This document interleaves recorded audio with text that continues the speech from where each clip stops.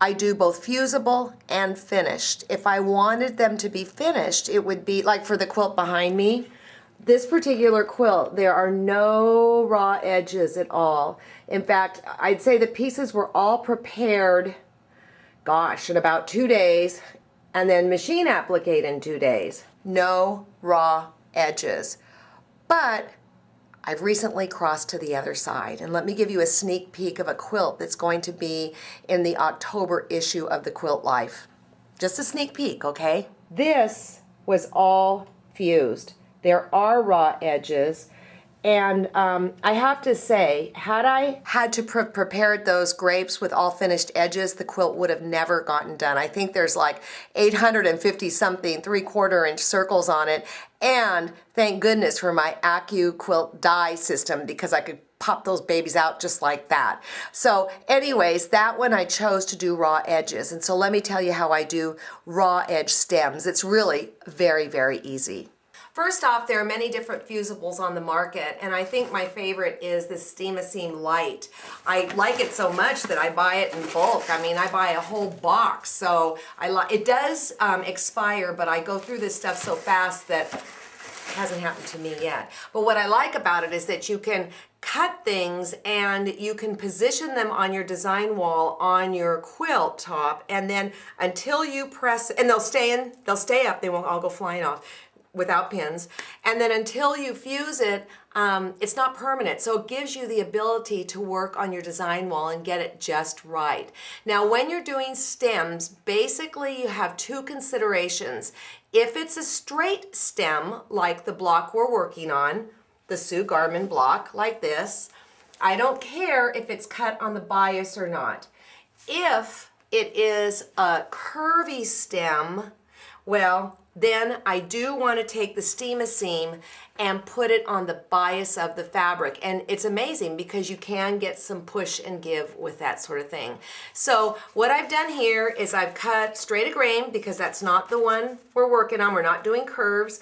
And I'm going to cut my itty bitty stems, and I'm going to put them into position.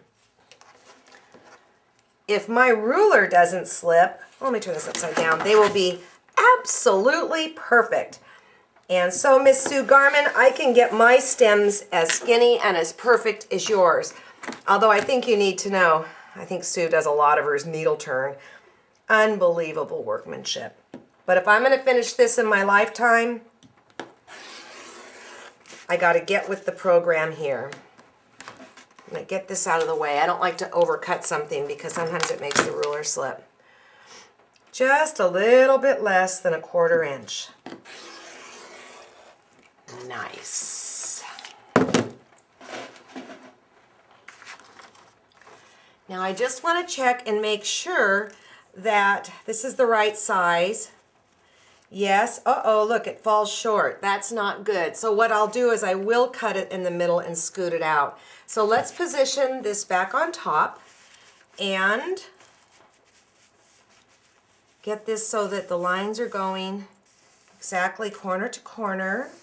Very, very nice, and the center is right where the cross is. I'm going to take off the fusible. I love it when I quilt and just stuff happens. I know that never happens to you, but here, there we go. I'm just going to twist it, pull off that, and I'm going to take this down to here, making sure that this funny little end here is going to go under the leaf. I'm going to make sure that's really lined up straight. Take my little scissors, cut this,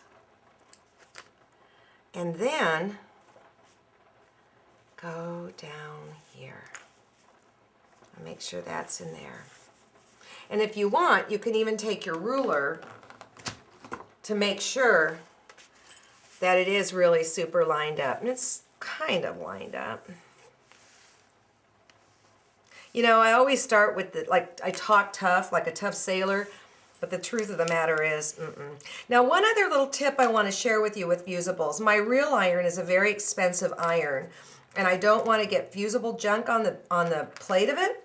So the paper that has been released from your Steam-A-Seam can actually be used as a pressing cloth. and it will keep gunk from getting on your iron.